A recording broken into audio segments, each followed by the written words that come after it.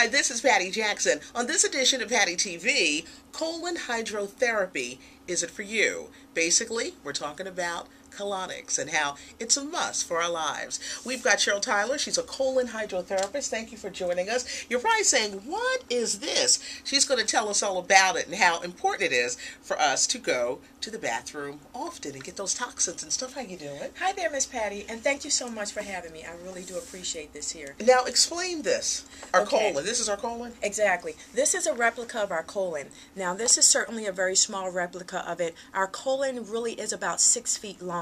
So if you can imagine the length of an average height male. So this area denotes our anal cavity and our rectum. Okay, this is of course where the fecal matter travels out of. However, the anal cavity and our rectum is attached to the colon. See, the colon is approximately 6 feet long. This right here is where the food particles first enter into our colon from the small intestines. The small intestines is where the majority of our digestion takes place. That's not identified here, but there would be wrapped in here about 23 feet of small intestines. They will then enter here, and the digestion of certain food particles will take place here. The colon's job is to absorb fluids and electrolytes into our bloodstream. It also synthesizes certain vitamins such as vitamin K.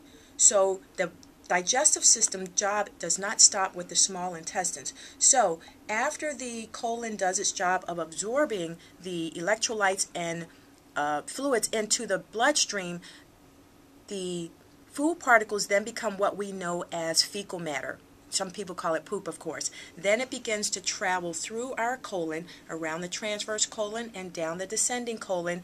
This area is the sigmoid colon. And then right about here is the rectum, where what we call is being in the chamber. So when you feel like you have to have a bowel movement, the fecal matter is right there in the chamber in the rectum. And then you'll go to the restroom and you will expel. The problem with the process is that the travel time needs to be cut short. It should not, the fecal matter should not sit in our colon for very long. However, with Americans and the mucus that builds up in our digestive tract, our fecal matter will sit. Oftentimes, parts of that or particles of that fecal matter and mucus and gas will sit in our colon for years, perhaps even decades. So, about 6 feet of colon will house toxic waste that ultimately gets back into our bloodstream, because keep in mind, our colon's job is to absorb. So what is it absorbing? It's absorbing toxic waste and it's getting back into our bloodstream, making us tired, making us sluggish, making our skin have disorders, and it's also compromising our other organs, particularly our other eliminative organs such as the liver, the lungs, the skin, and the kidneys. Basically, we want to get the poop out. Right. That's just putting it in layman's terms, getting the poop out. CHERYL Tyler is here. How often should one get a colonic? Good question. We do recommend to each client that they colonic at least 3 times within 10 days, and on average approximately 12 times per year. Okay, that's for the average person who is fairly healthy. Some people who, however, are trying to rid their bodies of toxic waste or diseases or are trying to lose weight, they may come in more frequently, perhaps multiple times per week, perhaps multiple times per month.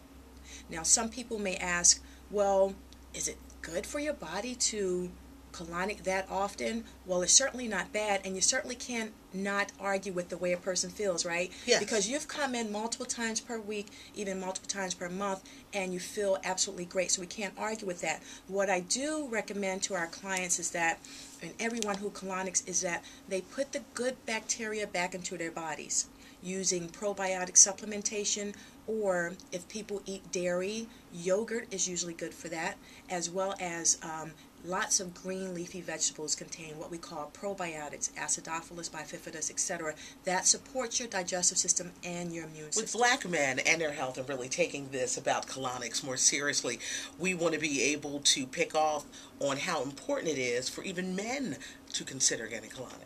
Yes, indeed. And I would like to implore men to strongly consider colonics, and please don't be afraid. Don't be afraid of the fact that we are entering into the anal cavity in order to cleanse the colon. Sorry, that is really the best way to get there. Do not be turned off by it, because statistically, black men die of colon cancer more than any race on earth. So we really implore black men to relax a bit. It's only a 45-minute session. It is not painful, and it's extremely private, isn't it? Yes, very private. it is very private. So it's a very, very simple process to help save their life. Come in once a month, come in once a quarter, just come in and see us.